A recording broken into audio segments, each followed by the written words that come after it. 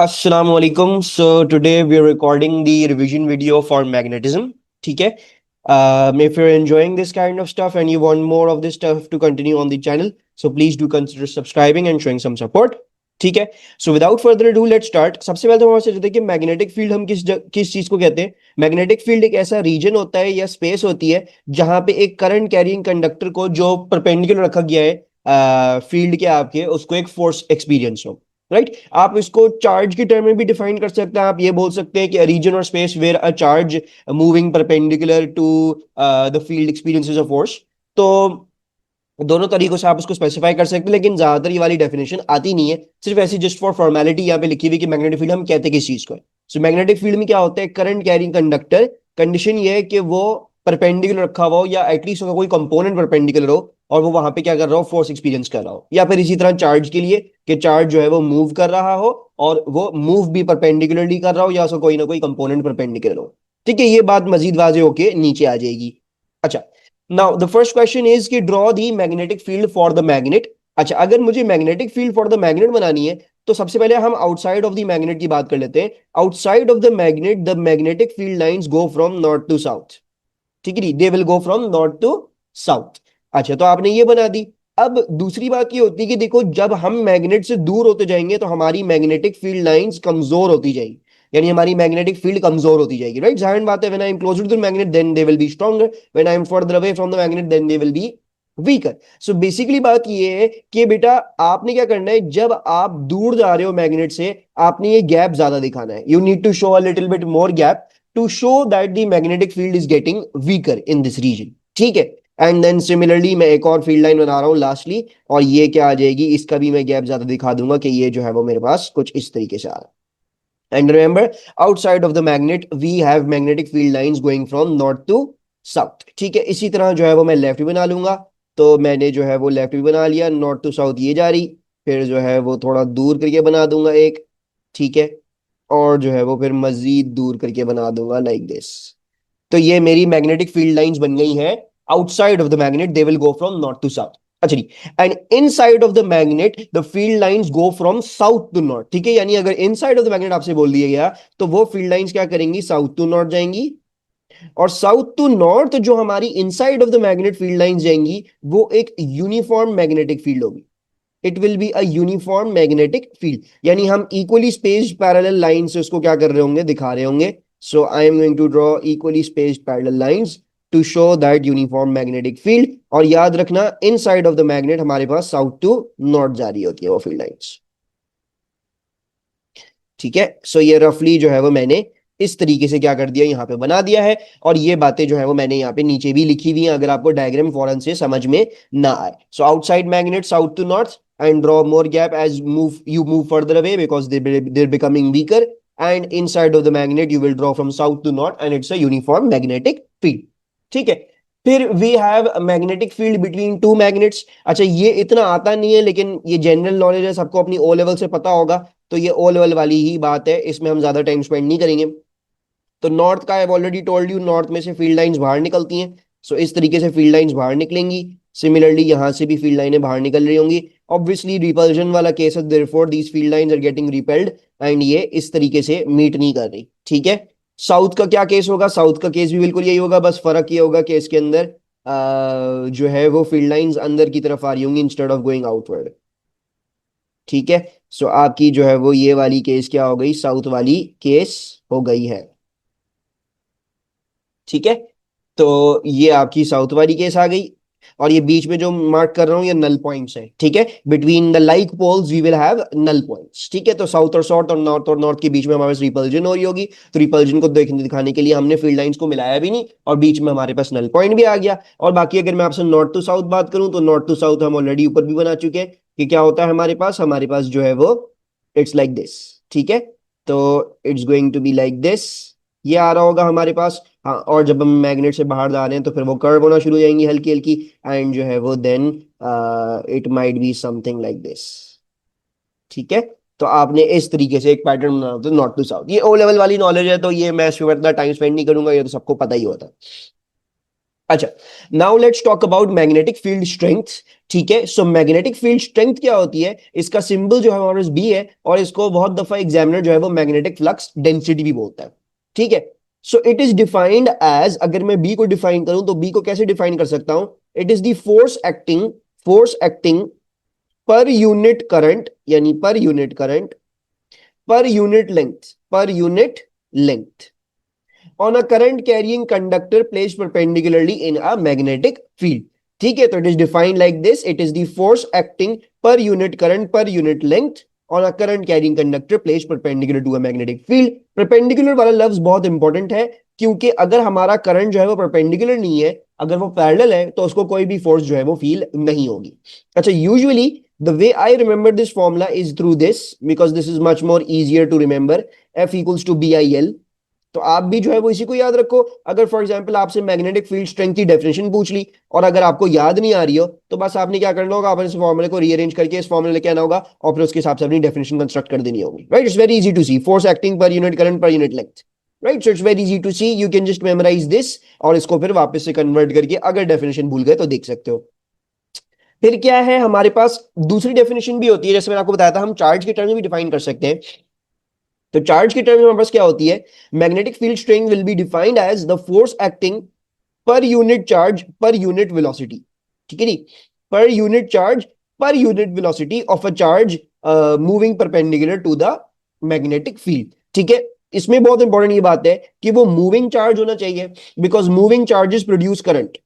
ठीक है, तो ये एक्चुअली ऊपर वाली चीज है, बस ये चार्ज के टर्म में मूविंग चार्ज एक्चुअली क्या करता है, करंट बनाता है। So therefore it's like this, so you should have a moving charge and then it should be perpendicular to the magnetic field as well, या फिर उसका कोई ना कोई component perpendicular. And once again the formula that is very easy to memorize and recall is BQV.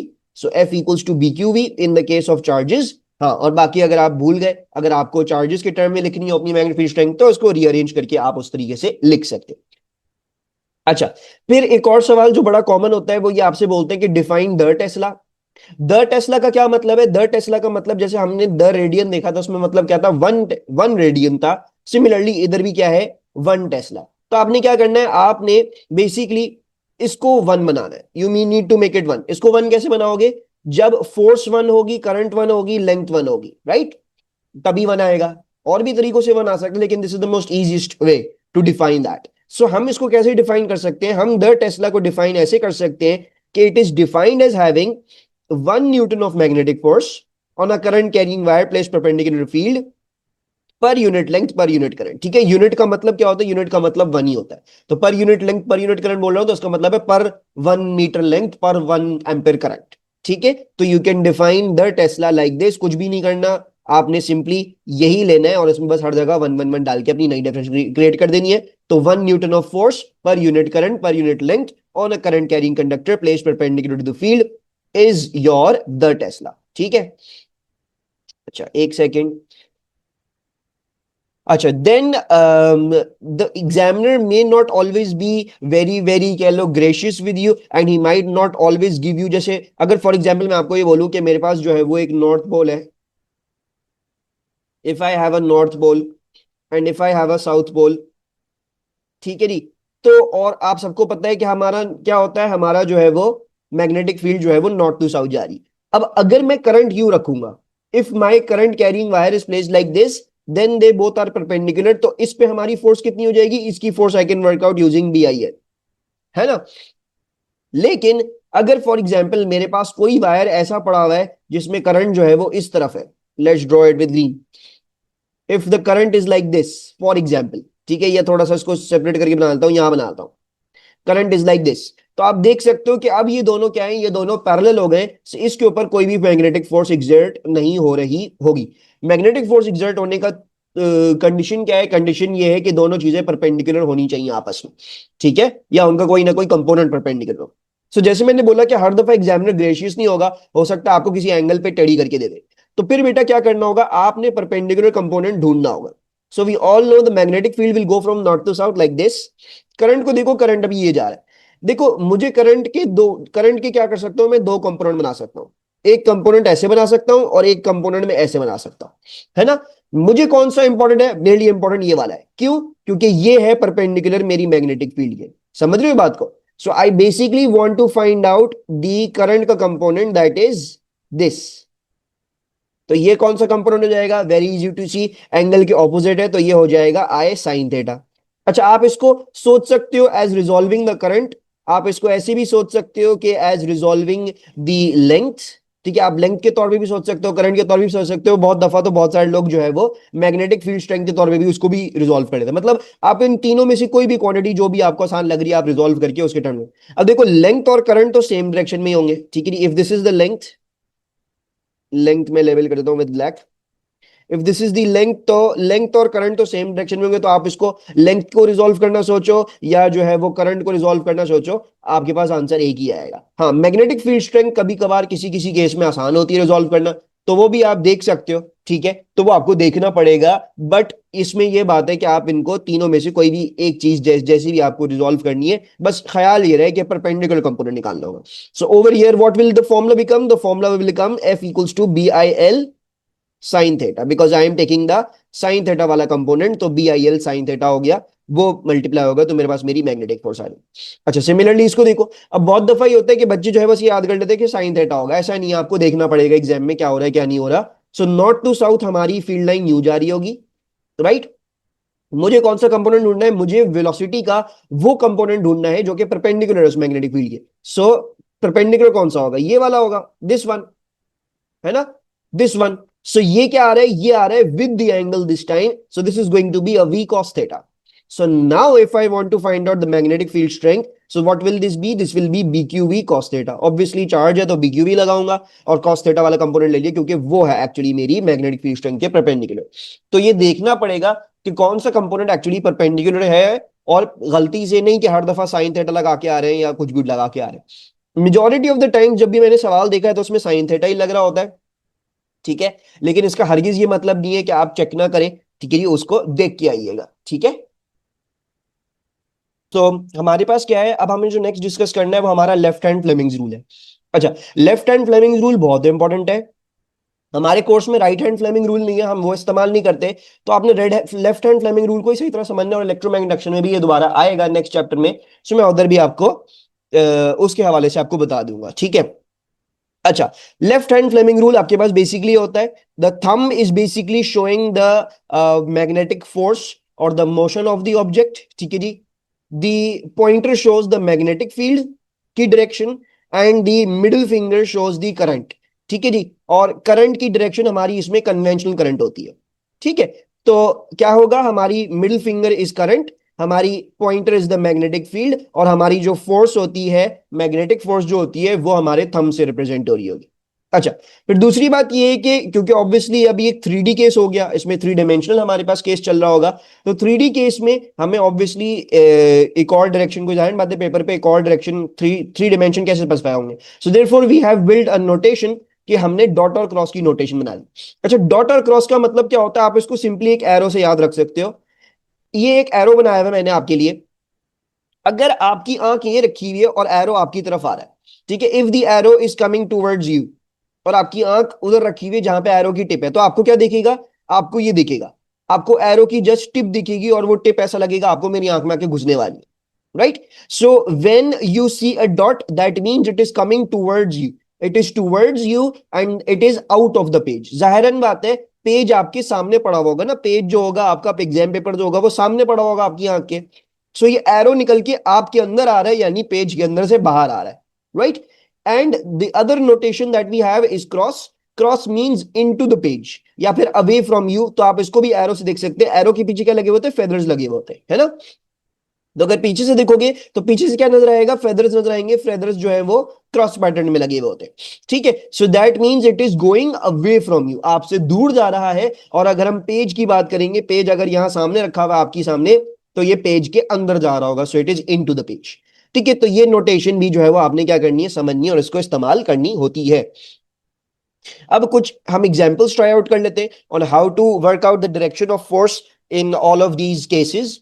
तो अगर आप जो है वो फॉर एग्जांपल ये वाली केस देखें, तो इसमें हमारे पास क्या है? इसमें हमारे पास नॉर्थ टू साउथ हमारी मैग्नेटिक फील्ड होगी। करंट हमारा किस तरफ है? करंट हमारा क्रॉस में है, यानी मुझसे दूर जा रहा है। It is into the page, away from me.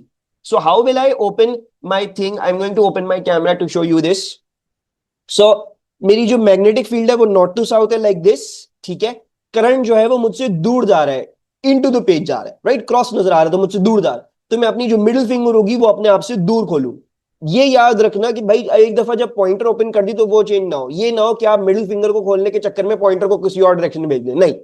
Pointer जब आपने एक दफा डिसाइड कर ली यार नॉर्थ टू साउथ है तो नॉर्थ टू साउथ, करंट आपका इनटू द पेज हो गया क्योंकि आपसे दूर जा रहा है। और जो है वो फिर आपने अपनी फोर्स खोल ली तो आपके पास फोर्स की डायरेक्शन आ गई है downward. So your magnetic force comes out to be downwards. ठीक है, तो ये हमारे पास जो है वो इसका सॉल्यूशन आ गया। इसी तरह जो है वो हम आगे के भी एग्जांपल्स को क्या करेंगे? कवर करेंगे। So if we look at this example, हमारे पास इसमें क्या है? नॉर्थ पोल ऊपर है, साउथ पोल नीचे है। ऑलरेडी नो कि नॉर्थ टू साउथ क्या करती है? हमारी मैग्नेटिक फील्ड लाइंस बनती हैं। सो हमारी जो मैग्नेटिक फील्ड हो गई वो डाउनवर्ड हो गई इस केस में। ठीक है, नॉर्थ टू साउथ डाउनवर्ड हो गई। अच्छा, अब करंट किस तरफ है? करंट डॉट है, यानी वो मेरी तरफ आ रहा है, it is coming towards me. So मैं जो अपनी मिडिल फिंगर होगा वो अपनी तरफ खोलूंगा। ठीक है, सो नॉर्थ पोल डाउनवर्ड्स हो गया, मिडिल फिंगर मैं अपनी तरफ खोलूं। तो ये मिडिल फिंगर मैंने अपनी तरफ खोली हुई, अपनी तरफ यूं खोली हुई है, तो ये जो है वो मेरी फोर्स की डायरेक्शन किस तरफ आ जाएगी? यस, द फोर्स की direction will come out to be rightwards. ठीक है, नॉर्थ टू साउथ मेरी मैग्नेटिक फील्ड डाउनवर्ड्स है, करंट मेरी तरफ आ रहा है, इट्स अ डॉट। तो पॉइंट मैंने अपनी मिडिल फिंगर अपने अंदर पॉइंट कर दी है, और मेरी फोर्स क्या हो जाएगी? मेरी फोर्स मेरे पास लेफ्टवर्ड हो जाए, सॉरी राइटवर्ड हो जाएगी। ठीक है, so this is going to be my magnetic force. ठीक है, फिर अच्छा, अब इसमें कोई जरूरी बात नहीं होती कि जैसे फॉर एग्जांपल आपको जो है वो कभी हो सकता है कि फोर्स की डायरेक्शन बता दे, कभी हो सकता है मैग्नेटिक फील्ड डायरेक्शन बता दे, कभी हो सकता है करंट, मतलब दो चीजें बताई हुई होंगी, एक चीज पूछी हुई होगी, तो उसमें से कोई भी एक चीज अननोन हो सकती है। अच्छा, दूसरी बात ये, ऐसा कोई रूल नहीं है कि सिर्फ करंट को ही क्रॉस और डॉट से बनाएंगे, नहीं, हम मैग्नेटिक फील्ड को भी क्रॉस और डॉट से बना सकते हैं, हम फोर्स को भी क्रॉस और डॉट से बना सकते हैं। ठीक है, मतलब थर्ड डिमेंशन में जो भी चीज स्पेसिफाई करनी होगी वो क्रॉस और डॉट से ही होगी, बाकी तो अप डाउन लेफ्ट राइट से आप कर सकते हैं। तो there is no hard and fast rule. तो जैसे आप ये एग्जाम्पल नंबर 3 और एग्जाम्पल नंबर 4 देख रहे हैं, इसमें अब जो है वो मैग्नेटिक फील्ड क्रॉस में आ गई। पहले क्या थी? करंट हमारा क्रॉस में था या फिर करंट डॉट में था, लेकिन अब मैंने मैग्नेटिक फील्ड को कर दिया और मैंने आपको एक अल्फा पार्टिकल लगा दिया, भाई वो अल्फा पार्टिकल यूं जा रहा है। अच्छा, अल्फा पार्टिकल की केस कैसे सॉल्व करेंगे? अल्फा पार्टिकल सबको पता है कि it is a positive species, it is having positive charge. तो इसका मतलब है अगर ये फ्लो करेगा तो ये कन्वेंशनल करंट ही बनाएगा। सो मेरी मैग्नेटिक फील्ड कैसी है? क्रॉस में। क्रॉस का मतलब क्या है? मुझसे दूर जा रहा है, तो मेरी मैग्नेटिक फील्ड मुझसे अपने आप से दूर खोल ली। ठीक है, अपने आप से दूर खोल ली मैंने अपनी मैग्नेटिक फील्ड, यानी पॉइंटर। अल्फा पार्टिकल यूं जा रहा है, राइट की तरफ जा रहा है, और ये पॉजिटिव चार्ज है तो ये कन्वेंशनल करंट बना रहा होगा, तो मैं इसी की डायरेक्शन में जो है वो क्या करूंगा? अपनी ये खोलूंगा, अपनी मिडिल फिंगर खोलूंगा, और फाइनली मेरे पास क्या आ जाएगा? मेरे पास मेरी फोर्स की डायरेक्शन आ जाएगी, my force direction will come out to be upwards. ठीक है, तो इसका मतलब क्या है कि मेरा अल्फा पार्टिकल क्या करेगा? ऊपर की तरफ डिफ्लेक्ट कर जाएगा। Why? Because it will have a magnetic force upwards on it. And then similarly हमारे पास बीटा माइनस पार्टिकल है। अच्छा, बीटा माइनस पार्टिकल में हमारे पास क्या होता है? बीटा माइनस पार्टिकल हमारा एक नेगेटिव चार्ज होता है। सो ये जिस डायरेक्शन में जा रहा है वो एक्चुअल करंट होगा, वो कन्वेंशनल नहीं होगा। तो कोई भी अगर आपके पास नेगेटिव चार्ज आ जाए बेटा, तो नेगेटिव चार्ज के लिए क्या करोगे? आप अपनी करंट की डायरेक्शन ऑपोजिट खोलोगे उसकी मूवमेंट की डायरेक्शन के। So what do we mean by that? अभी देखो, सबसे पहले देखो, हमारी जो मैग्नेटिक फील्ड है वो वंस अगेन क्या है? इनटू द पेज है, अवे फ्रॉम मी। ठीक है, सो इनटू द पेज जा रही है, अवे फ्रॉम मी जा रही है। सो मैंने अपनी मैग्नेटिक फील्ड वैसे ही खोल ली इनटू द पेज, ऐसे करिए, पॉइंटर को सामने खोल लिया। बीटा माइनस पार्टिकल यूं जा रहा है, लेफ्ट की तरफ जा रहा है, लेकिन ये एक्चुअल करंट बना रहा होगा, मुझे चाहिए होता है कन्वेंशनल करंट, तो मैं अपनी मिडिल फिंगर ऑपोजिट खोलूंगा इसके, बीटा माइनस पार्टिकल की मूवमेंट के ऑपोजिट खोल लिया। And then if I open my force की direction, so once again I will get an upward force. तो ये मेरा बीटा माइनस पार्टिकल भी अपवर्ड डिफ्लेक्ट कर जाएगा लाइक दिस। ठीक है, और मेरी एफ मैग जो है वो बेसिकली अपवर्ड आ रही है। सो ये याद रखना है, पॉजिटिव चार्जेस की केस में हम करंट की उंगली वैसे ही खोलेंगे जैसे उनकी मूवमेंट हो रही होगी, और नेगेटिव चार्जेस की केस में हम करंट की उंगली उनकी डायरेक्शन के ऑपोजिट खोलेंगे, क्योंकि एक्चुअल करंट बनाते हैं वो कन्वेंशन करंट नहीं बनाते। दूसरी बात ये है कि ये लेफ्ट हैंड फ्लेमिंग रूल इस्तेमाल होगा। अच्छा, दूसरी एक और बात ये है कि भाई ये लेफ्ट हैंड फ्लेमिंग रूल ये है, ठीक है, ये नहीं है। Don't open it like this. ये अजीब तरीके से नहीं खोलना, आपने आपने अपनी मर्जी का लेफ्ट हैंड फॉर्मूला ना, ये बना हुआ है already, this is already made, so you use it like this. You don't rotate the fingers, fingers नहीं रोटेट होती, ये फिक्स्ड है। आप इसको पहले अपनी दिमाग में फिक्स कर लो, अब इसी को ही आप टेढ़ा बेड़ा करके जहां भी जिस डायरेक्शन लेके जाना चाह सकते हो आप जा सकते हो। ये चीजें चेंज नहीं होंगी, मतलब you can not make the middle finger come outwards and point the pointer inwards, that's not going to happen, ठीक है, that will be wrong, so don't do that actually. So now, moving onwards, the next thing that we need to discuss is the right hand thumb rule.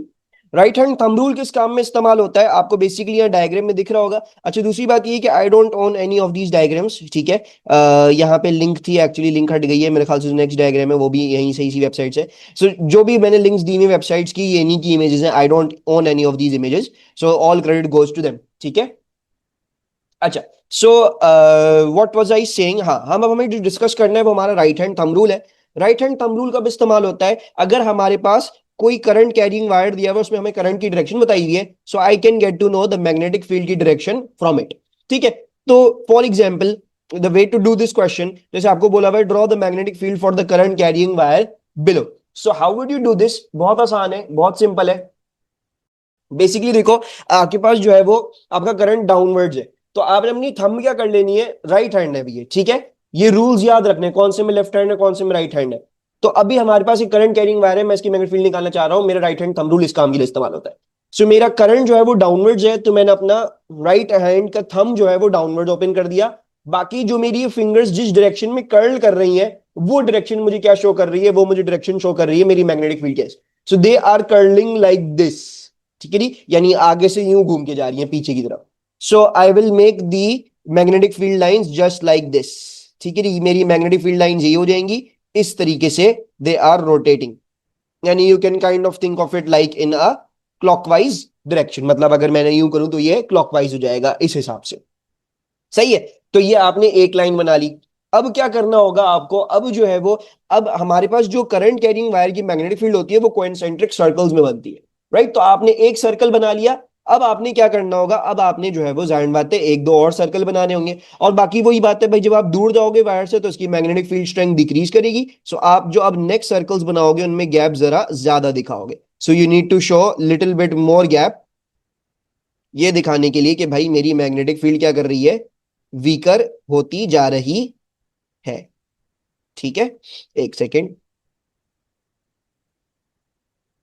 So 3 lines is enough, more than enough, और बाकी आपने अपना इसको weaker दिखाने के लिए आपने इसको, इसकी डिस्टेंस को क्या करते जाओगे, इंक्रीज करते जाओगे। जैसे यहाँ पे देखो, यहाँ पे मैंने गैप कम बनाया, लेकिन यहाँ पे देखो यहाँ पे गैप ज्यादा है, एंड देन इवेंचुअली यहाँ पे देखो यहाँ पे गैप मजीद और भी ज्यादा है, ठीक है। मेरे ख्याल से तीसरी वाली लाइन में कुछ ज्यादा ही गैप हो गया, लेकिन यू गेट दी पॉइंट, ठीक है, आई hope you get the point.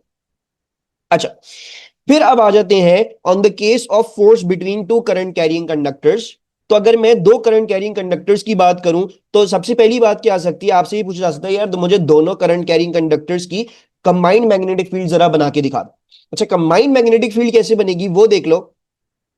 Combined magnetic field बेटा आपकी ऐसी बनेगी, right now if you look at the case of this, these are two like current wires, ठीक है। अगर मेरी जो है वो करंट की डायरेक्शन अपवर्ड है, सो बहुत आसान है, हम once again right hand thumb rule इस्तेमाल कर सकते हैं। करंट की direction is upwards, so the magnetic field will be produced like this, it will be an anti clockwise direction this time, यानी यूं घूम के आ रही होगी, पीछे से आगे की तरफ आ रही होगी। So I will draw a concentric circle like this, और ये पीछे से घूम के मेरे पास आगे की तरफ आ रही है, यानी जो आपने ऊपर वाली बना दी उसका ऑपोजिट केस हो जाएगा, ठीक है। सिमिलरली दूसरा वाला करंट भी लाइक इसी के जैसा है, तो देयरफॉर उसके लिए भी क्या होगा, उसके लिए भी आपके पास यही चीज आ जाएगी, ठीक है, you will get the same direction. अब जो है वो आपके पास क्या होगा, अब देखो क्योंकि इनकी सेम डायरेक्शन है, तो जैसे आप जब करीब करीब बना रहे हो तो आप जो है वो क्या कर दोगे, उनको अलग अलग बना दोगे, लेकिन since they are in the same direction, so they will, अल्हम्दुलिल्लाह sorry, they will now get merged, ठीक है। मर्ज का मतलब क्या है कि देखो जब ये यहां से चलेगी ना, तो ये इसके साथ मर्ज होके एक बड़ी फील्ड बना लेगी, क्योंकि देखो दोनों जो है वो आपके पास एंटी क्लॉकवाइज डायरेक्शन में रोटेट कर रही है, सो ये मर्ज करके एक बड़ी फील्ड बना लेंगी, and so on and so forth. आप एक और मर्जिंग करने के लिए एक और भी बना सकते हो, जस्ट दिखाने के लिए that they have merge together, ठीक है।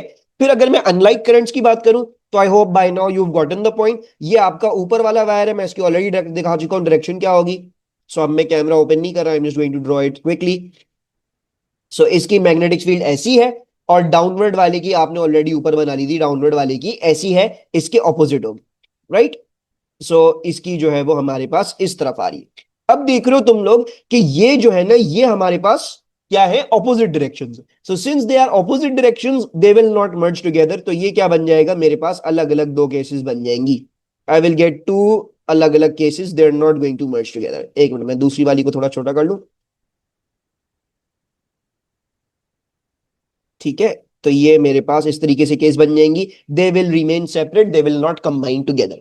सो लाइक करंट्स में the fields are going to merge together, become one larger field. In the unlike currents the fields are not going to combine together, ठीक है। वो combine नहीं करेंगे एक साथ, वो अलग अलग रहेंगी क्योंकि उनकी डायरेक्शन ऑफ लूपिंग जो है वो ऑपोजिट है अनफॉर्चुनेटली, ठीक है। तो I hope you have gotten this point. अब हम आ जाते हैं आगे उस पे, ये बहुत इंपॉर्टेंट है। So lot of the students don't understand this concept properly, और वो इसका मसला होता है क्योंकि ना वो बस चाहते हैं कि बस हम कोई शॉर्टकट हमें मिल जाए, बस हम फॉर्मूला लगा दें और बस ये करें। फिजिक्स में सिर्फ ये नहीं कि आपको फॉर्मूला पता है तो आपने बड़ा तीर मार दिया, आपको फॉर्मूला पता है, आपको कुछ भी नहीं आता।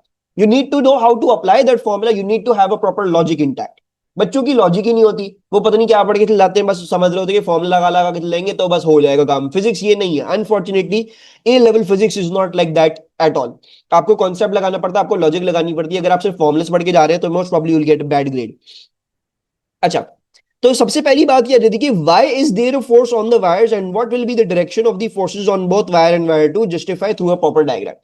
So the first question that can be asked is कि भाई जैसे आपने ऊपर देख लिया, ठीक है। अब मैंने ऊपर आपको क्या बना के दिखाई, मैंने आपको ऊपर जो है वो ये बना के दिखाया कि भाई इनकी कंबाइंड फील्ड कैसे होंगी, राइट।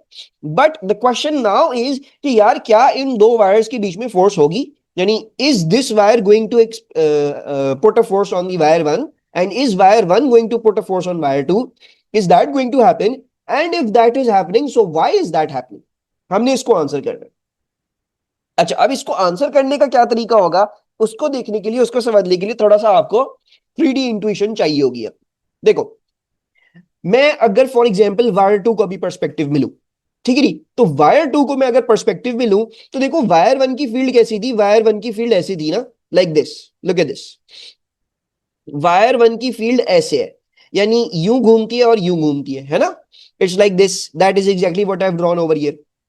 अब देखो, जब वायर, अब जाहिर बात है ये तो मैंने वायर वन के बहुत करीब बना दी, लेकिन वायर वन की जो फील्ड होगी, कोई ना कोई ऐसी फील्ड, कोई ना कोई ऐसा सर्कल भी होगा जो यहां से बन रहा होगा और इसको काटता हुआ जा रहा होगा, वायर टू को काटता हुआ जा रहा होगा, है ना। तो वो कैसे काटता हुआ जाएगा, देखो यहां से बन रहा होगा और वायर टू को काटता हुआ जा रहा है। कैसे काट रहा होगा, देखो यहां से आ रहा होगा, यानी यहां से जा रहा होगा और पीछे की तरफ जा रहा होगा ना। It's going to go from wire two and cut and go backwards from it. So at the point of wire two what is this field like, ये सामने से घुस रही है, पीछे से निकल रही है, यही हो रहा है। तो अगर मैं इसको 3D पर्सपेक्टिव में देखूं तो ये क्या होता है, ये मेरे पास बेसिकली एक क्रॉस बन रहा होगा। इट इज अवे फ्रॉम मी, क्योंकि देखो यहां से वायर टू में घुस रही है, वहां से निकल रही है। मेरी आंख ये रही, this is my I, so I can see that it is going in from wire 2, it is going inward in wire 2 and coming out from the back. So actually wire 1 is producing a magnetic field at wire 2. Wire one क्या कर रहा है, वो अपनी magnetic field बना रहा है, और उस वायर वन की जो मैग्नेटिक फील्ड है वो वायर टू को कट कर रही है perpendicularly. It is cutting wire two perpendicularly, and now you can use left hand Fleming rule. तो लेफ्ट हैंड फ्लेमिंग रूल इस्तेमाल कर लो, आपको वायर टू की करंट की डायरेक्शन पता है क्या है, right. So once again if I open the camera, so current की डायरेक्शन क्या है, करंट की डायरेक्शन हमारी अपवर्ड्स है। मैग्नेटिक फील्ड किस तरफ है, मैग्नेटिक फील्ड आपकी इनटू द पेज है, ठीक, क्रॉस है ना, क्रॉस का मतलब मुझसे दूर जा रहा है। सो मैंने अपनी पॉइंटर वाली उंगली अपने आप से दूर खोल ली, करंट वाली उंगली ऊपर की तरफ खोल ली क्योंकि मैं वायर टू वाला करंट ऊपर है, और मैंने अपनी ये थंब इस तरफ खोल लिया। तो मुझे वायर टू पे फोर्स की डायरेक्शन मिल गई कि वायर टू पे फोर्स की डायरेक्शन जो है वो क्या होगी, एफ मैग होगी। बहुत सारे बच्चों ने ये रट्टा लगाया होगा, लाइक करंट्स का याद करा होगा, लाइक करंट्स जो है वो करीब करीब आते हैं, लेकिन you should also be able to explain this through the left hand Fleming rule and through this diagram. अच्छा, ऑब्वियसली आपने जब एक वायर की केस को सॉल्व कर लिया, so now Newton's third law is going to apply. If wire one is applying a force on wire two, right, wire two पे force क्या, दोबारा से सुनो, वायर टू पे फोर्स इसलिए जनरेट हो रही है because wire one produces a magnetic field and that magnetic field cuts wire two perpendicularly, वो उसको परपेंडिकुलरली काट रही है, सो देयरफॉर वायर टू पे एक फोर्स जनरेट हो रही है। और जाहिर बात है अगर वायर वन वायर टू पे फोर्स लगाएगा तो वायर टू भी वायर वन पे फोर्स लगाएगा, लेकिन in opposite direction. That is known as your Newton's third law. ठीक है। Now let's also talk about the unlike currents वाली केस। अनलाइक करंट्स में हमारी करंट की डायरेक्शन क्या है, देखो हमें इस वाले की तो पता ही है, हमने दोनों ऑलरेडी ऊपर बना ली है। So I am just going to make it जल्दी से।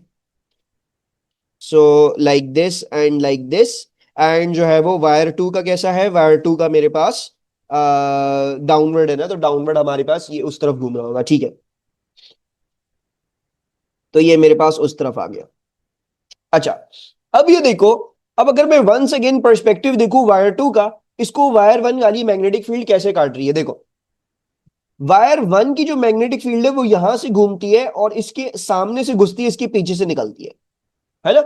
सामने से घुसती है, पीछे से निकलती है। अगर मेरी आंख यहां रखी हुई है तो मुझे क्या नजर आ रहा होगा, मुझे इनटू द पेज जाती हुई नजर आ रही है अपनी मैग्नेटिक फील्ड। वायर वन जो मैग्नेटिक फील्ड बना रहा है वो वायर टू के अंदर से इनटू द पेज जा रही है, उसके आगे से घुस रही है, पीछे से निकल रही है। राइट, सो सेम केस, यानी आपकी magnetic field into the page हो गई, तो मैं उसको दोबारा से क्रॉस से बना लेता हूं। ठीक है जी, वायर टू में जो करंट है वो किस तरफ है, वो डाउनवर्ड है। सो करंट डाउनवर्ड हो गया, तो फोर्स किस तरफ आ जाएगी, फोर्स आ जाएगी आपकी राइट की तरफ। So therefore the magnetic force is going towards the right. और आपने ये भी याद किया होगा कि अनलाइक करंट्स में जो हमारी मैग्नेटिक फोर्स होती है वो बेसिकली दोनों वायर्स को दूर लेके जा रही होती है। राइट, तो इसकी एक्सप्लेनेशन बेसिकली है। और बाकी वही है, आपने वायर टू का निकाल लिया तो वायर वन भी आप बहुत आसानी से निकाल लोगे because of Newton third law.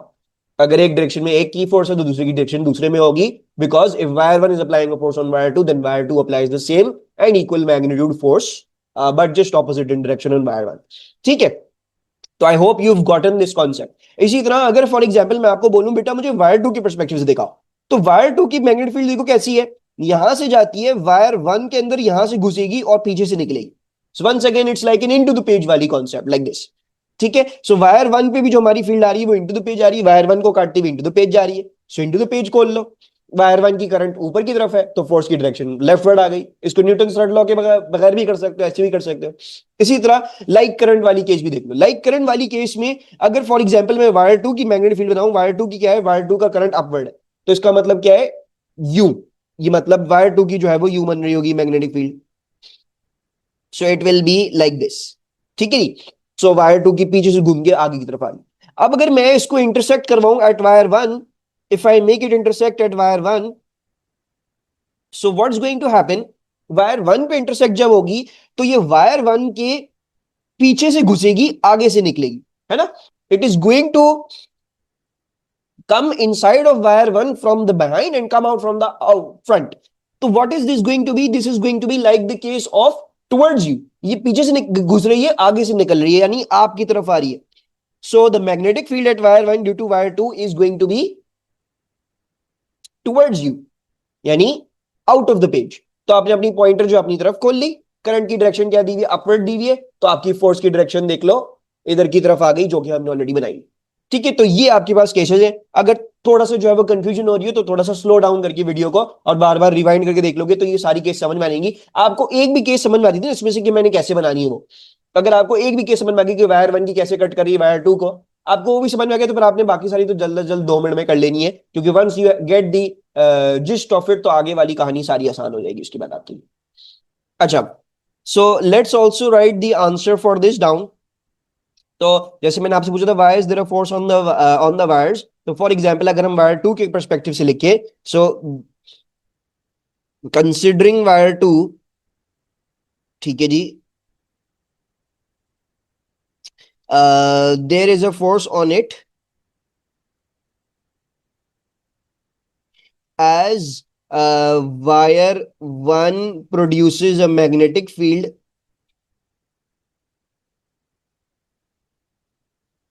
due to the current in it.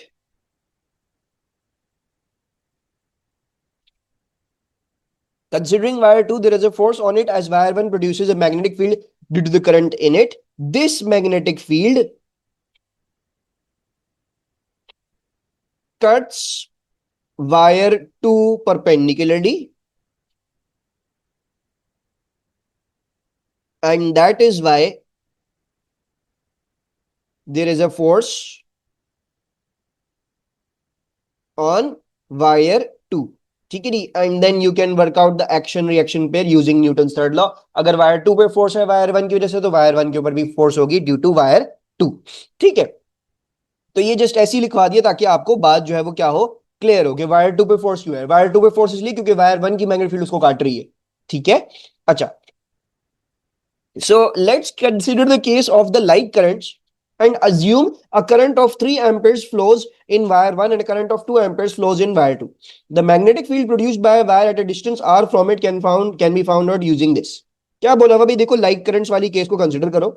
आपको वायर 1 हमने बताई दी है, उसमें 3 एम्पेयर है. आपको वायर 2 हमने बताई दी है, उसमें 2 एम्पेयर है. ठीक है, वो ये बोल रहे हैं कि यार फॉर एग्जाम्पल अगर आपको वायर 1 की मैग्नेटिक फील्ड ढूंढ रही है कि वायर 1 की वजह से मैग्नेटिक फील्ड क्या है एट अ पर्टिकुलर डिस्टेंस, यानी फॉर एग्जाम्पल मैं आपसे बोलूं बेटा इतने डिस्टेंस पे यहाँ पे जो वायर 1 की जो मैग्नेटिक फील्ड प्रोड्यूस हो रही है उसका मैग्नीट्यूड बता दो, तो आप क्या करोगे, आप ये वाला फॉर्मूला इस्तेमाल कर सकते हो. So if you want to find out the magnetic field due to wire 1 at this point at a distance of r from it, so you can use this formula. ठीक है, अब आपसे बोला हुआ है find the magnetic force generated on wire 2 given both wires have parallel length equals to 20 centimetres. अच्छा, सबसे पहले तो I am really sorry, I don't no, मुझे जो है वो किसी बात से ना एलर्जी हो जाती है. So then I really get a runny runny nose, I don't know why. तो I hope it is not too bothersome. अच्छा, सो हमारे पास जो है वो देखो आंसर 1 कैसे निकलेगा. देखो wire 2 is being cut by the magnetic field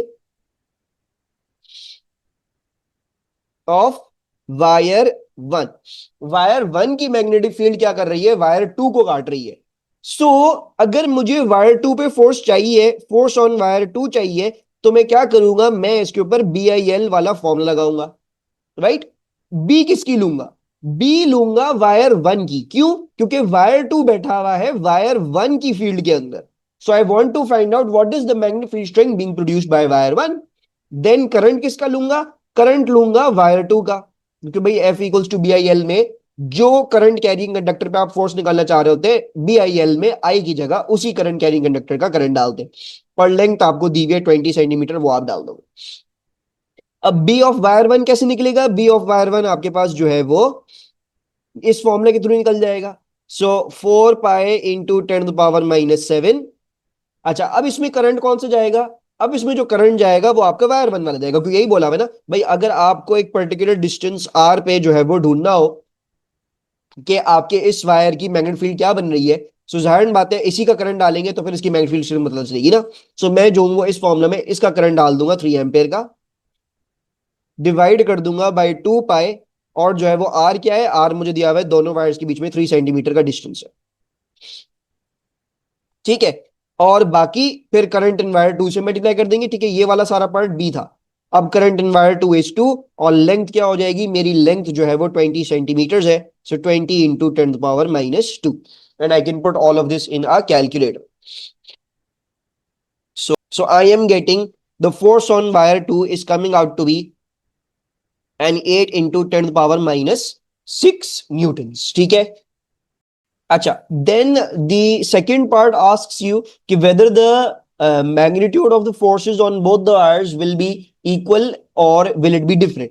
So यहाँ पे हमारे पास क्या होता है, एग्जामिनर आपको बेसिकली कंफ्यूज करना चाह रहा होता है कि भाई देखो करंट्स तो डिफरेंट है, सो मुझे ये बता दो कि मेरी मैग्नेटिक फोर्स बराबर होगी कि नहीं होगी. तो यहाँ पे जो आंसर है ना, बहुत सारे बच्चे लिख के आएंगे डिफरेंट होगा बिकॉज करंट्स डिफरेंट है, लेकिन एक्चुअली में आंसर क्या है हमारे पास, सेम होगा, same magnitude. And what is the reason, according to Newton third law.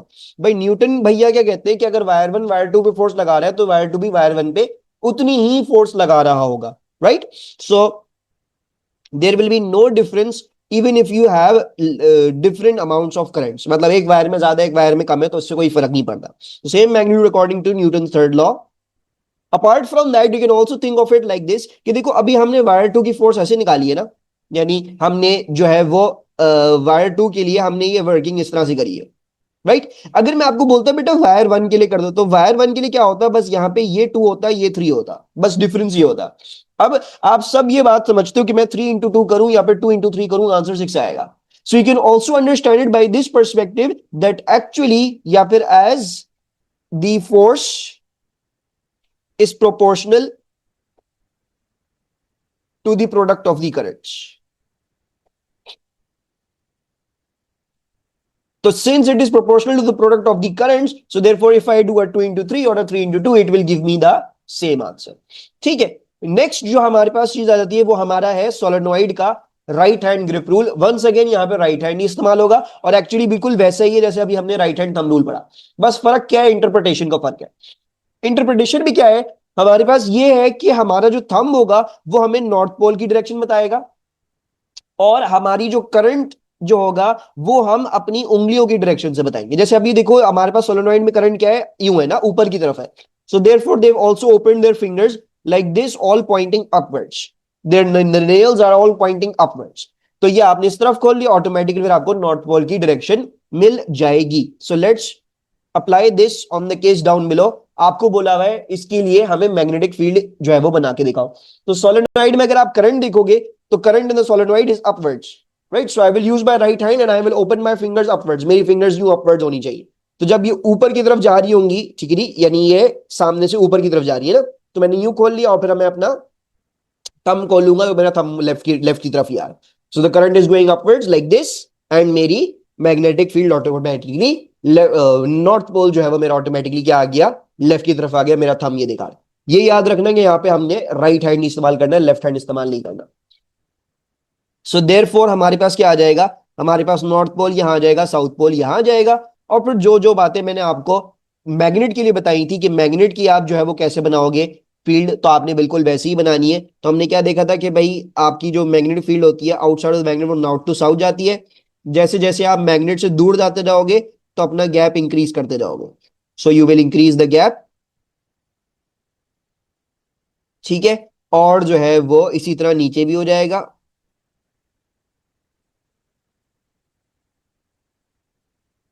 North to south, and then inside of the magnet what were the field lines? The field lines were south to north and it was a uniform magnetic field. So you will draw equally spaced parallel lines. ठीक है, आप equally spaced parallel lines बनाएंगे. एक second, टेढ़ी हो गई मेरी लाइनें. Going to draw them straight. ठीक है, तो ये क्या बन गई है, ये मेरी मैग्नेटिक फील्ड लाइंस बन गई है फॉर दी सोलेनॉइड. तो ये हमारे पास जो है वो हमने तकरीबन समझ लो आधा मैग्नेटिज्म यहां तक कवर कर लिया. सारे जो आपके हैंड रूल्स थे वो अब यहाँ पे खत्म हो गए. अब जो है वो हमने चार्जेस इन मैग्नेटिक फील्ड की बात करनी है और उसके रिलेटेड कुछ टॉपिक्स की बात करनी है. तो वो हम पढ़ के इंशाल्लाह इस मैग्नेटिज्म की वीडियो को वाइंड अप करेंगे. So charges in a magnetic field, अगर हम मैग्नेटिक फील्ड में चार्ज को छोड़ते हैं, सो लाइक जैसे फॉर एग्जाम्पल मैंने इलेक्ट्रॉन को यहाँ पे छोड़ा हुआ है. अब जो है हमने ये निकालना है कि फॉर एग्जाम्पल मैं आपसे बोलता हूँ बेटा मुझे अभी अभी फिलहाल, अगर मैं अभी फिलहाल बात करूं इस इलेक्ट्रॉन की, तो मुझे बताओ उसके ऊपर मैग्नेटिक फोर्स किस तरह एक्ट कर रही हो. So if we look at this, तो इसको हम कैसे इंटरप्रेट करेंगे. देखो इलेक्ट्रॉन है, इलेक्ट्रॉन नेगेटिव स्पीशीज और वो राइटवर्ड जा रहा है. तो अगर राइटवर्ड जा रहा है लेकिन इलेक्ट्रॉन एक्चुअल करंट बना रहा होगा, कन्वेंशनल करंट नहीं बना रहा होगा, तो मैं अपनी करंट की उंगली उल्टी खोलूंगा. I will need to open my current वाली उंगली, the middle finger opposite to the electron flow, because it makes actual current not conventional current. अच्छा, दूसरी बात क्या हो गई, magnetic field into the page ही है क्योंकि क्रॉस है. तो क्रॉस जो है वो इनटू द पेज हो गई या अवे फ्रॉम मी हो गया. तो मैंने इनटू द पेज या अवे फ्रॉम मी खोल ली अपनी पॉइंटर, यानी अपने आप से दूर. मैं ये इलेक्ट्रॉन मेरा जो है वो जहां वो राइट की तरफ रहा है लेकिन कन्वेंशनल करंट जो है वो लेफ्ट की तरफ होगा. Electron makes an actual current, तो फोर्स क्या आ जाएगी, फोर्स आपके पास आ जाएगी downward. So your magnetic force is actually downward at this point, right. And we all know कि जब हमारे पास हमारी वेलोसिटी और मैग्नेटिक फील्ड क्या होती है, अगर हमारी वेलोसिटी और हमारी फोर्स अगर परपेंडिकुलर हो जाए, so we will start performing a circular motion. So ये इलेक्ट्रॉन जो होगा वो यू यू यू यू यू यू अब ये सर्कुलर मोशन करता जाएगा. नोटिस कि जो मेरी करंट वाली उंगली होती है वो हमेशा फोर्स वाली उंगली के परपेंडिकुलर होगी. You can see that right angle over here. So that means मेरी करंट जिस भी डायरेक्शन में होगा फोर्स उसके हमेशा परपेंडिकुलर होगी. इसका मतलब सिंपल ये हो गया कि अगर एक चार्ज मैग्नेटिक फील्ड में, तो वो क्या करेगा, वो सर्कुलर मोशन परफॉर्म कर रहा होगा because the magnetic force will always be perpendicular to its velocity. Simple. So if I draw the path of this electron will perform a circular motion like this over here. ठीक है, वो मेरे पास एक circular motion perform कर रहा होगा like this. और आपसे बोले मैग्नेटिक फील्ड मार्क करने को, तो आपने जो है वो लेफ्ट हैंड फ्लेमिंग रूल इस्तेमाल करके एट डिफरेंट पोजीशंस आपने जो है वो मैग्नेटिक फोर्स क्या कर देनी है, मार्क कर देनी है. ठीक है, फिर आपसे ये पूछा हुआ है why will the electron perform circular motion. So what is the reason for that? We will say that the magnetic force is always perpendicular to the velocity of the electron, so it provides the centripetal force. So it provides the centripetal force. ठीक है, तो हमारे पास जो है वो हमारा electron circular motion जो है वो इसलिए कर रहा होगा. फिर ड्रॉ द सर्कल, ये मैं ऑलरेडी आपको बता चुका हूं और मैंने एरोज भी मार्क कर दिए. ठीक है, and then work out the expression for the radius of the circular motion in terms of m, q and v of the electron and the magnetic strength. So this is very easy. इसकी derivation आपको आनी चाहिए. Basically क्या हो रहा है, हमारी centripetal force is being provided by the magnetic force. Centripetal force का फॉर्मूला क्या लगाऊंगा? देखो यहां पे बोला हुआ velocity v, so therefore I know I will open it up with mv square upon r. And magnetic field strength, sorry magnetic force को मैं कैसे खोल सकता हूं? I can open it up using the charge का force वाला formula bqv. So if I do that, so I can cancel out this v with v and जो है वो मेरे पास क्या आ जाएगा? मेरे पास जो है वो रेडियस ऑफ सर्कुलर मोशन की एक्सप्रेशन आ जाएगी mv upon bq. Right, so I can get the radius of circular motion का सब्जेक्ट बनाऊंगा तो mv डिवाइड बाय bq कर दूंगा. ये मेरे पास क्या आ गई? मेरे रेडियस ऑफ सर्कुलर मोशन की एक्सप्रेशन आ गई. एक और important, another important rewriting of this, another important समझ लो way to express is sometimes the examiner can ask you for the charge to mass ratio. So charge to mass ratio में हम क्या करेंगे? हम q over m को subject बनाएंगे. Right, charge to mass ratio क्या होता है? Charge over mass. So if I make charge to over mass the subject, so this will become, charge ऊपर आ जाएगा, मास नीचे आ जाएगा, so this will be v over br. ठीक है, तो ये भी एक इंपॉर्टेंट वे टू एक्सप्रेस है. कभी वो बोले रेडियस ऑफ सर्कुलर मोशन तो आपने इस तरीके से कर देना है, कभी वो बोले चार्ज टू मास रेशियो तो आपने इस तरह से कर देना है. हाँ, लेकिन आपको करनी पूरी डेरिवेशन होती है, तो पूरी डेरिवेशन करोगे तो फिर जो भी भागा हुआ आप फिर 2 मिनट में कर लोगे. ठीक है, फिर आपको उसमें इतनी मुश्किल नहीं होगी. अच्छा, अब क्या है? अब हमारे पास जो नेक्स्ट कॉन्सेप्ट है वो है हमारी वेलोसिटी सिलेक्शन का. ठीक है, वेलोसिटी सिलेक्शन हम कैसे करते हैं? आपसे सवाल पूछा जा सकता है फॉर 4 मार्क्स कि हम यूनिफॉर्म मैग्नेटिक फील्ड और यूनिफॉर्म इलेक्ट्रिक फील्ड को इस्तेमाल करके कैसे वेलोसिटी सिलेक्ट कर सकते हैं फॉर अ प्रोटॉन. और आपको बोला जाता है कि यू मे ड्रॉ डायग्राम. अगर लिखा हुआ है यू मे ड्रॉ डायग्राम तो उसका मतलब ये है कि अगर आप डायग्राम अच्छी बना दोगे तो आपको हो सकता है सारे के सारे 4 मार्क्स वही मिल जाए. Right, so we need to draw the diagram properly. अच्छा, how do we velocity select for any charge particle? हम सबसे पहले क्या करते हैं? हम सबसे पहले जो है ना एक इलेक्ट्रिक फील्ड प्रोड्यूस करते हैं. कौन सी इलेक्ट्रिक फील्ड प्रोड्यूस करेंगे? Uniform electric field. सो मैंने एक यूनिफॉर्म इलेक्ट्रिक फील्ड प्रोड्यूस कर ली. मैंने ऊपर वाली प्लेट को पॉजिटिव वी का पोटेंशियल दे दिया, नीचे वाली प्लेट को 0 वी का दे दिया या -v का दे दिया, जैसे तुम लोग की मर्जी है. एक प्लेट पॉजिटिव होनी चाहिए, दूसरी प्लेट नेगेटिव होनी चाहिए. ठीक है, तो ये हो जाएगा. फिर हम सबको पता है कि इलेक्ट्रिक फील्ड की डायरेक्शन कैसी होती है? It is going to basically point from the positive plate to the negative plate. और ये यूनिफॉर्म इलेक्ट्रिक फील्ड है तो इक्वली स्पेस्ड पैरेलल लाइंस इस तरह से आ रही होगी. ठीक है, ये तो आ गई आपकी यूनिफॉर्म इलेक्ट्रिक फील्ड. सही है. अब क्या करते हैं? हम इसी रीजन के अंदर मैग्नेटिक फील्ड भी प्रोड्यूस करते हैं. और मैं मैग्नेटिक फील्ड जो है वो इस तरीके से प्रोड्यूस कर रहा हूं. मैं इसको क्रॉस की तरह यहां पे प्रोड्यूस कर रहा हूं. यानी बेसिकली मैं मैग्नेटिक फील्ड भी उसी रीजन में प्रोड्यूस करूंगा और perpendicular to the electric field produce करूंगा. देखो मेरी इलेक्ट्रिक फील्ड डाउनवर्ड है, मैं मैग्नेटिक फील्ड को इसके परपेंडिकुलर प्रोड्यूस करूंगा. तो आपको मैं एक सैंपल आंसर सिखा रहा हूं, अगर आप ये पूरा याद करके जाना चाहे तो आप ये याद कर सकते हैं, ताकि आपको उस वक्त कोई चीज नहीं बनानी पड़े, उस वक्त कोई क्वारी ना करनी पड़े. सो हम बेसिकली क्या करते हैं? हम मैग्नेटिक फील्ड को यहां पे परपेंडिकुलर डायरेक्शन में, मैंने अभी फिलहाल क्या बना दिया, इसको इनटू द पेज बना दिया. ये कर दिया मैंने.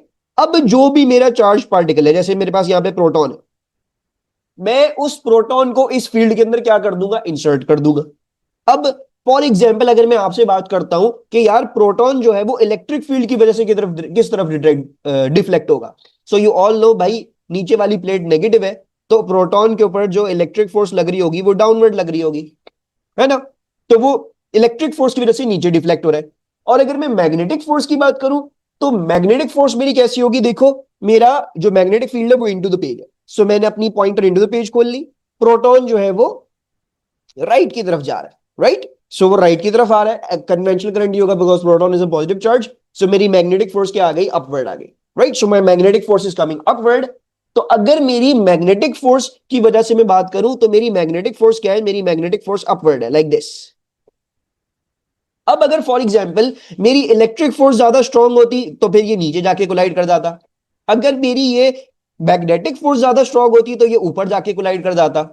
लेकिन अगर ये दोनों क्या हो जाए, इक्वल हो जाए, तो ये क्या कर जाएगा, अनडिविएटेड पास थ्रू कर जाएगा, इक्विलिब्रियम में यहां से यहां निकल जाएगा। और वेलोसिटी सिलेक्शन में हम बेसिकली यही करेंगे कि हम जो है वो अपनी मैग्नेटिक फोर्स और इलेक्ट्रिक फोर्स को क्या कर देंगे, बराबर कर देंगे, राइट। सो यहां पे मैं लिख भी देता हूं कुछ important pointers. If E was stronger, या फिर E नहीं, हम इसको ऐसे लिखते हैं, if F Q was greater than proton would deflect downwards.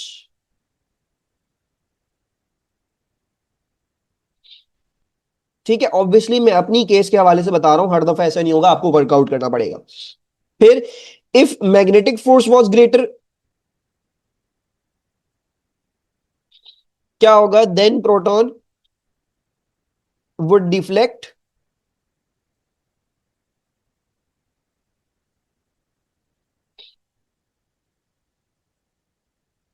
Upwards. And if both are equal, if both are equal, it will pass undeviated, because वो equilibrium में आ जाएगा, तो ना ऊपर की तरफ एक्सीलरेट होगा ना नीचे की तरफ एक्सीलरेट होगा। And so the derivation for this is, क्या आप क्या बोलोगे, आप बोलोगे यार मेरी इलेक्ट्रिक फोर्स जो है वो मेरे मैग्नेटिक फोर्स के बराबर है। हम इलेक्ट्रिक फोर्स को कैसे खोज सकते हैं, we can open the electric force by multiplying the electric field strength with the charge, and magnetic field strength can be open by BQV. So the Q and the Q are going to cancel out, and so therefore you get the velocity for velocity selection, that is going to be E over B. यानी जिस velocity पे ये proton straight through pass करेगा वो कौन सी होगी, वो होगी आपकी, बराबर होगी आपके E ओवर B के रेशियो के। ठीक है, तो आपने अपनी इलेक्ट्रिक फील्ड स्ट्रेंथ लेनी है, उसको मैग्नेटिक फील्ड स्ट्रेंथ से डिवाइड करना है, और आपके पास जो है वो आपकी सिलेक्शन की वेलोसिटी आ जाएगी, यानी वो वेलोसिटी आ जाएगी जिसमें प्रोटॉन जो है वो अनडिवेटेड क्या कर रहा होगा, पास थ्रू कर रहा होगा। ठीक है, so this is basically the concept of your velocity selection. अच्छा, यहां पे 4 मार्क का आपसे आंसर भी पूछा जा सकता है कि जो है वो ये जरा इस प्रोसेस को डिस्क्राइब करो, तो I am also writing a sample answer down for you, तो ताकि आप अगर आपके पास आंसर आ जाए तो आप उसको लिख सके। तो हम क्या करते हैं, हम बेसिकली एक क्रॉस फील्ड बनाते हैं। A cross field is produced by making an electric field and magnetic field perpendicular to each other,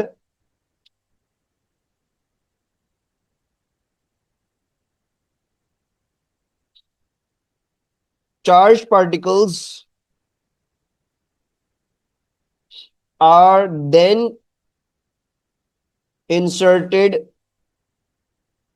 at right angles to both the magnetic field and electric field, right? So you can जो है वो see above कि हमने बिल्कुल ऐसे ही किया है। What have we done? हमने दोनों पहले इलेक्ट्रिक फील्ड और मैग्नेटिक फील्ड को परपेंडिकुलर किया, फिर हमने जो चार्ज पार्टिकल था उसको भी परपेंडिकुलर डाला है, तो ये तीनों की तीनों चीजें क्या होनी चाहिए, परपेंडिकुलर होना चाहिए। So charge particles are then inserted at right angles to both जो है वो magnetic field and electric field. So what will right, the magnetic force and electric force are opposite to each other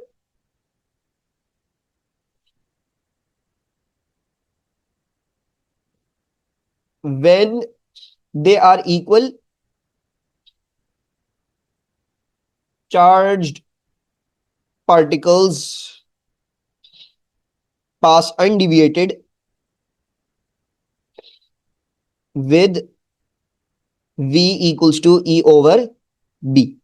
ठीक है, तो ये आपके पास ये आ गया इसका आंसर। थोड़ी सी हैंड राइटिंग भी गंदी हो रही है, but I am on a tight schedule, I need to complete these. खैर, नेक्स्ट बात क्या आ जाती है कि आपसे ये सवाल पूछ सकते हैं कि अगर हम वेलोसिटी को चेंज कर दें या मास को चेंज कर दें या चार्ज को चेंज कर दें तो क्या फर्क पड़ेगा। सो आपको क्या बोला हुआ है, आपको क्वेश्चन 1 में ही बोला हुआ है the proton is replaced by particle with a higher charge but same mass. Charge उसका हायर है लेकिन मास उसका सेम है। बाकी अज्यूम ये करो कि जो ये नया पार्टिकल है उसकी वेलोसिटी वही है जो कि प्रोटॉन की थी जब वो इंडिविजुअल पास थ्रू करा था। So what will be the new path of this particle. So new path क्या होगा, सेम पाथ, यानी सेम अनडिविएटेड पाथ होगा। क्यों होगा same undeviated path, it's very easy to see, as magnetic force and electric force are still equal as they are proportional to charge, right? So what do we mean by that? इसको देखो, हमारे पास simple बात ये है कि भी देखो आपकी जो मैग्नेटिक फोर्स है उसके फॉर्मूला में भी चार्ज आता है और इलेक्ट्रिक फोर्स जो है वो उसके फॉर्मूला में भी क्या आ रहा है, चार्ज आ रहा है। सो क्योंकि दोनों के फॉर्मूले में चार्ज आ रहा है, अगर आप चार्ज को एक जगह मतलब अगर आप चार्ज को इंक्रीज करोगे तो बेसिकली दोनों फोर्सेस उतनी ही अमाउंट से इंक्रीज कर जाएंगे। And since if they are going to increase by the same amount दोनों जगह, so therefore once again they are going to completely cancel each other out and there is going to be no difference. ठीक है, so this is what this answer means. Also sometimes examiner में से कि हम मास को change कर रहे हैं, अब मास की वजह से भी कोई फर्क नहीं पड़ेगा क्योंकि मास भी आपकी इक्वेशन में तो आई नहीं ना मैग्नेटिक फोर्स मास के ऊपर डिपेंडेंट, इलेक्ट्रिक फोर्स, तो मास से भी कोई फर्क नहीं पड़ता। हाँ, फर्क किस बात से पड़ेगा, फर्क पड़ेगा आपकी वेलोसिटी से। अगर वो बोले अगर हम वेलोसिटी को इंक्रीज कर दे तो क्या होगा, सो now you will say that the magnetic force will increase, magnetic force will increase and so particle will deflect किस तरफ। अगर मैं अपनी ऊपर वाली डायग्राम के हिसाब से देखूं सो वो क्या कर जाएगा, वो अपवर्ड्स डिफ्लेक्ट कर जाएगा according to the diagram, will deflect upwards. But obviously अगर आपके पास कोई और क्वेश्चन हो तो आपको देखना पड़ेगा मेरी मैग्नेटिक फोर्स किस डायरेक्शन है। So magnetic force will increase so particle will deflect upwards in direction of magnetic force. And why are we saying this, because you can see that only the magnetic force is proportional to the velocity. तो जब मैं velocity को increase करूंगा तो magnetic force increase करेगी और electric force जो है वो उसके अंदर वेलोसिटी का कोई लेन देन नहीं है, वेलोसिटी कम हो ज्यादा हो इलेक्ट्रिक फोर्स को कोई फर्क नहीं पड़ता। So therefore electric force is going to remain same but the magnetic force is going to increase. ठीक है, and lastly my dear students, हमारे पास जो कॉन्सेप्ट है वो हमारे हॉल प्रोब का है। सो हॉल प्रोब क्या है, it is basically a device that is used to measure the magnetic field strength of a particular magnetic field. होता क्या है, कुछ भी नहीं होता, सिंपली एक टुकड़ा होता है, एक कह लो क्यूबॉइड होगा या क्यूब होगा, कोई भी बस एक 3D शेप होगा आपके पास जो सेमीकंडक्टर मटेरियल से बना हुआ होता है। और इसी में इतनी खास बात है कि ये क्या कर सकता है, हमें मैग्नेटिक फील्ड स्ट्रेंथ मेजर करने की इजाजत दे सकता है। कैसे दे सकता है, अब इसको देखो। बेसिकली देखो, मैंने एक सेमीकंडक्टर का टुकड़ा लिया हुआ है और ये बेसिकली क्यूबॉइड की शेप में ABCD के ये कॉर्नर्स हैं और ये FGH इसके कॉर्नर्स हैं। दिस इज वन होल टुकड़ा ऑफ अ सेमीकंडक्टर मटेरियल। ठीक है, यही हमारा हॉल प्रोब है। इसी काली चीज को हम क्या बोलते हैं, हम sorry we call it a Hall probe. एक तो पता नहीं मुझे एलर्जी किस बात से हो जाती है एकदम से, I don't know, I have been having such a difficult time recording this magnetism वाली रिवीजन वीडियो। तो बहरहाल बस ये काला टुकड़ा क्या होता है, हमारा हॉल प्रोब होता है, सेमीकंडक्टर मटेरियल से बना होता है। अब सबसे पहले ना आपको ये तीन बातें पता होनी चाहिए। क्या तीन बातें पता होनी चाहिए कि थिकनेस T क्या है, डिस्टेंस D क्या है और लेंथ L क्या है। You should know these three things. देखो थिकनेस T क्या होती है, थिकनेस T उस साइड की लेंथ है जिसके अक्रॉस हमारा हॉल वोल्टेज क्या हो रहा है, डेवलप हो रहा है। सॉरी सॉरी माय बैड, गलत बोल दिया। थिकनेस उस साइड की, यानी टी उस साइड की थिकनेस है जहां से आपके चार्ज पार्टिकल्स एंटर हो रहे हैं। अब देखो मेरे चार्ज पार्टिकल्स कहां से एंटर हो रहे हैं, यहां से एंटर हो रहे हैं। सो थिकनेस क्या होगी, ये वाला जो फेस होगा ना इसकी थिकनेस होगी, इसका मोटापा होगी। So you are just going to measure the thickness T, ये आपकी टी आ गई, सिंपल। फिर अगर मैं डी की बात करूं तो डी क्या होता है, उसको करने के लिए हमें सबसे पहले लेफ्ट हैंड फ्लेमिंग रूल को इस्तेमाल करना पड़ेगा। अब देखो, मैं अपनी अगर मैग्नेटिक फील्ड को देखूं तो मैग्नेटिक फील्ड मेरी डाउनवर्ड है, तो डाउनवर्ड पॉइंटर खोल लिया।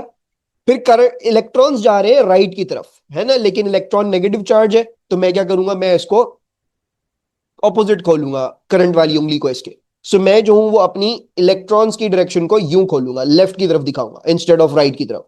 और जब मैं फोर्स ओपन करूंगा, तो जब you will open the force, so you will see the force is coming out towards you. The magnetic field strength is downwards, the electrons are going rightwards, but conventional current के हिसाब से, conventional current अगर बोलूंगा तो वो right leftward होगा, क्योंकि electron rightward जा रहे हैं, इलेक्ट्रॉन नेगेटिव स्पीड हो रही। तो मेरा करंट जो है वो लेफ्ट की तरफ आ गया, और जो है वो मेरी फोर्स क्या आ गई, वो मेरी तरफ आ रही है। So it is coming towards me. That means the electron will come towards me and get deflected to the face that is EFGH. यानी जो मेरा फेस EFGH है, वहां पे मेरे इलेक्ट्रॉन आना शुरू हो जाएंगे। So basically this face EFGH is going to become negative. ये नेगेटिव होना शुरू हो जाएगा। क्यों? बिकॉज यहाँ पे इलेक्ट्रॉन्स अक्यूमुलेट हो रहे होंगे। जाहिरन बात है, जब EFGH नेगेटिव होना शुरू हो जाएगा, तो ऑटोमेटिकली जो दूसरा फेस है वो क्या हो जाएगा, वो आपका पॉजिटिव होना शुरू हो जाएगा। ऑब्वियसली अगर एक फेस नेगेटिव होता जा रहा है, तो दूसरा फेस आपका पॉजिटिव होता जाएगा। तो जब ये होगा, अब आपको समझ में आ गया कि देखो हॉल वोल्टेज किसके अक्रॉस डेवलप होगा, जो फेसेस ऑपोजिटली चार्ज हो रहे हैं ना, उन्हीं के अक्रॉस हमारा हॉल वोल्टेज डेवलप होता है।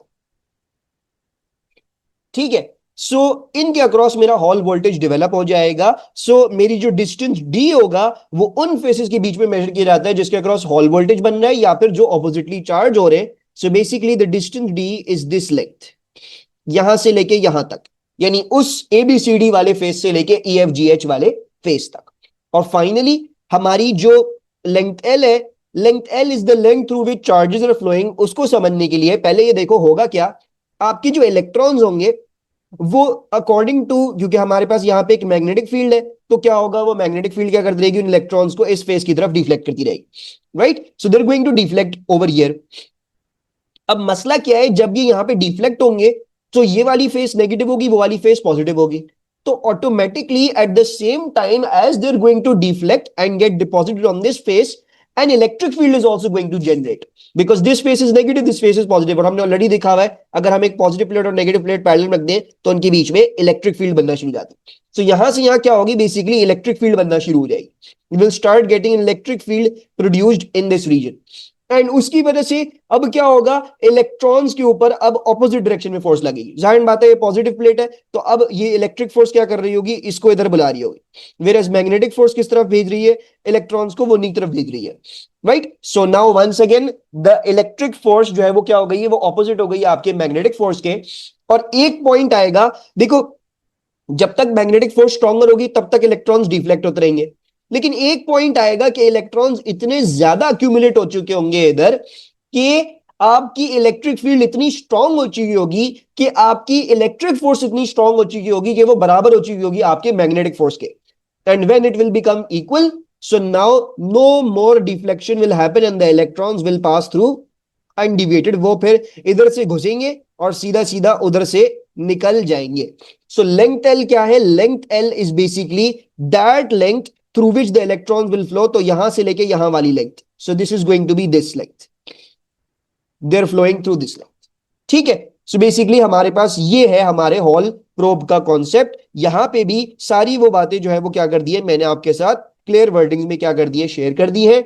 जब हमारे इलेक्ट्रॉन्स स्ट्रेट थ्रू पास करना शुरू कर जाते हैं, तो जो उस पॉइंट पे हमारे पास मैक्सिमम वोल्टेज डेवलप होता है। मैक्सिमम वोल्टेज डेवलप हो रहा है क्योंकि भाई देखो, उस जब ये स्ट्रेट थ्रू पास करना शुरू हो जाएंगे, तब और इलेक्ट्रॉन्स डिपॉजिट नहीं होंगे नीचे जाके, क्योंकि अब मैग्नेटिक फोर्स बड़ी नहीं है अब इलेक्ट्रिक फोर्स से। So now you will get a maximum voltage and that voltage is known as your Hall voltage. ठीक है, हमारे कोर्स में इसकी डेरिवेशन भी है, तो इसकी डेरिवेशन भी देख लो। इसकी डेरिवेशन कैसे होती है हमारे पास। सबसे पहले तो जैसे हमने वेलोसिटी सिलेक्शन में वेलोसिटी ड्राइव करी, तो बिल्कुल पहले ही हमने वो कर दी होगी। सो एक्चुअली इलेक्ट्रॉन्स अनडिवाइडेड क्यों पास थ्रू कर रहे हैं, इलेक्ट्रॉन्स अनडिवाइडेड पास थ्रू इसलिए कर रहे हैं बिकॉज एफ क्यू क्या है, वो एफ मैग के बराबर है। एंड देन एफ क्यू कैसे दे सकते हैं, we can give it through E Q. And F mag हम कैसे दे सकते हैं, we can give it through B Q V. And then you saw Q Q V can cancel, और वी मेरे पास आ जाता है E over B, the same velocity selection वाली चीज। ठीक है, अच्छा, फिर आपने एएस में एक फॉर्मूला पढ़ा था, I equals to n A v e, we are going to use that over here. So current निकालने के लिए मुझे नंबर डेंसिटी चाहिए होगी, नंबर डेंसिटी को हम नंबर डेंसिटी ले लेंगे। एरिया कैसे निकलेगा? अच्छा, एरिया वो साइड होती है जहां पे इलेक्ट्रॉन्स एंटर हो रहे हैं। तो बेसिकली इलेक्ट्रॉन्स क्योंकि इस में एंटर हो रहे हैं इस एरिया में, तो मुझे इसका एरिया चाहिए होगा, इस फेस का एरिया चाहिए होगा, ADEH वाला। ये क्या हो जाएगा? ये हो जाएगा thickness T into distance D। तो T इंटू डी, ये जो है वो मेरा एरिया हो जाएगा। So I am going to do that. So into T into D। Velocity, velocity selection की डाल दूंगा, E/B। और ये मेरा एलिमेंट्री चार्ज आ गया। सही है। अब दूसरी बात ये देखो, एक यूनिफॉर्म इलेक्ट्रिक फील्ड स्ट्रेंथ का फॉर्मूला भी हमारे पास क्या होता है? यूनिफॉर्म इलेक्ट्रिक फील्ड स्ट्रेंथ का फॉर्मूला होता है voltage divide by distance, right? And voltage कौन सा होगा? हॉल वोल्टेज होगा, because there is the Hall voltage being developed across this distance D। यानी electric field strength is being developed because there is a voltage across these two faces and they are separated bye a distance D। तो बिल्कुल ऐसे ही मैंने क्या कर दिया, मैंने जो है वो अपना जो है वो इलेक्ट्रिक फील्ड स्ट्रेंथ को VH/D से क्या कर दिया, मैंने यहां पे लिख दिया। और अब मैं क्या कर सकता हूं? अब मैं जो हूं वो इसको E की जगह यहां पे सब्स्टिट्यूट कर सकता हूं। So I will equal to N into T into D. E को मैं कैसे लिख रहा हूं? VH/D। मैं B को अलग लिख रहा हूं 1/B एंड इंटू E। अब आप क्या कर सकते हो? D और D को कैंसिल कर सकते हो, और VH को अगर सब्जेक्ट बनाओगे तो आपको फॉर्मूला बन जाएगा BI/NTE, या फिर कहीं कहीं आपको मिलेगा BI/NTQ। ये Q अपनी मर्जी का कोई Q नहीं होगा, ये वही एलिमेंट्री चार्ज ही होगा।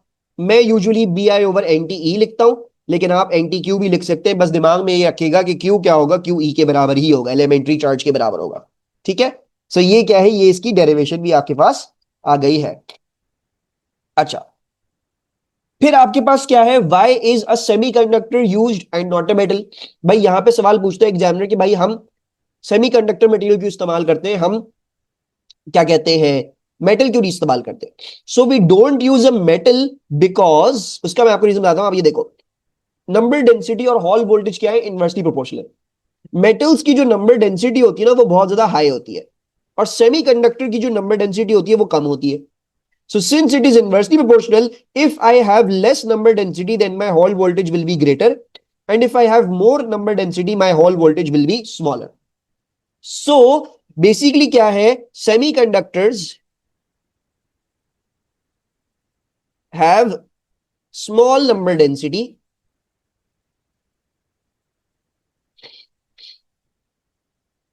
and so the Hall voltage developed across them is greater. And वरना आप वाइस वर्सा आर्ग्यूमेंट कर सकते हैं फॉर द मेटल्स के मेटल्स का बहुत ज्यादा हाई होता है, तो उनके ऊपर जो हॉल वोल्टेज डेवलप होता है वो बहुत ज्यादा स्मॉल होता है और वो मेजर नहीं किया जा सकता। ठीक है। And then finally, what would be the effect on the polarity of the Hall voltage if positive charges were used instead of negative charges? ठीक है नी, यहां पे if लिखना था मैंने।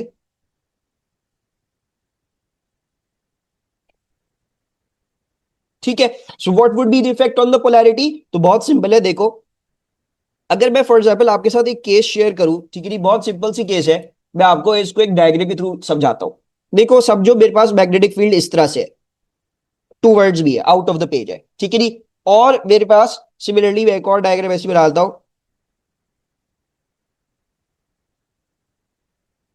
ठीक है। अब ये देखो कि अगर मैं यहां पे इलेक्ट्रॉन्स इनपुट कर रहा हूं और अगर मैं यहां पे प्रोटॉन्स इनपुट कर रहा हूं, तो क्या होगा बेटा? ये होगा कि इलेक्ट्रॉन्स जो होंगे वो according to left hand Fleming rule they are going to deflect downwards like this, है ना? तो ये वाला प्लेट नेगेटिव होगी, ये वाली प्लेट पॉजिटिव होगी। और प्रोटॉन्स के लिए ऑपोजिट होगा, प्रोटॉन्स ऊपर की तरफ जाएंगे। लेकिन क्योंकि प्रोटॉन्स पॉजिटिव स्पीशी होती है और इलेक्ट्रॉन्स नेगेटिव स्पीशी होती है, तो प्रोटॉन जब ऊपर की तरफ जाएगा तो सिमिलरली वो ऊपर वाली प्लेट को नेगेटिव करेगा और ऑटोमेटिकली नीचे वाली प्लेट नेगेटिव होगी। ठीक है। यानी बेसिकली देखो, इलेक्ट्रॉन्स क्योंकि जो है वो नेगेटिव होते हैं, तो वो जिस तरफ डिफ्लेक्ट होंगे वो उस प्लेट को नेगेटिव कर देंगे, और प्रोटॉन्स जिस तरफ डिफ्लेक्ट होंगे तो वो उस प्लेट को क्या कर देंगे? पॉजिटिव कर देंगे, है ना? अब बात ये समझने की कि भी देखो, ओवरऑल तो पोलैरिटी में कोई चेंज नहीं आया ना, there is no change in the polarity overall. because still the same phase will get positive and the same phase will get negative. So basically what we will say no change in polarity. No change in polarity. ठीक है, and that is basically the last concept of your magnetism. There is nothing more to discuss in this PDF or this chapter. ठीक है, तो अपना ख्याल रखिएगा, मुझे दुआओं में याद रखिएगा. I will see you all later. अल्लाह हाफिज.